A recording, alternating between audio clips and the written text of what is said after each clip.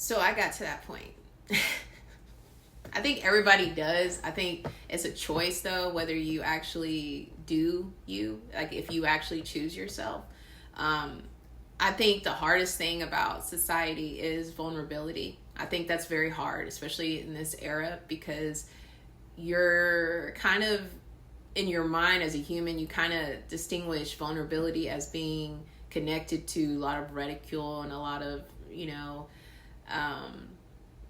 you're basically putting yourself out there, right, to get, well, people think crucified, right? And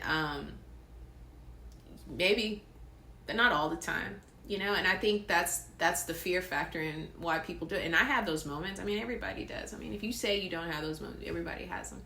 I think even as an adult, even when you're at your oldest, right? I've seen people in every age group go through this. I've seen it where I'm around somebody that maybe has, I know that person well enough, and I know that person is one way, right? And then you go and you visit their family with them, and then you see that the kind of pressure they feel to maybe close up and shrink themselves and maybe not say something that they want to say, but they don't want to say it because it would cost too much, right? It would cost too much. It would cause rifts. It would cause a lot of things that they don't want to deal with. And, it's not judgment, that I notice it. It's more so empathy of, you feel almost that shrinkage with them because how bright they are when they are themselves, and that they're not wrong for it. But yet they're so conditioned to get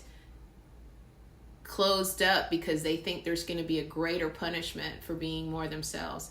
And so I think that's the biggest thing here, guys. What I'm trying to do is I'm using myself as the example, not out of because I want to, I guess all this is hard for me. Like, if you know me, this is. I'm a very quiet person, secretive, not because I mean to be, but because I have been through some stuff.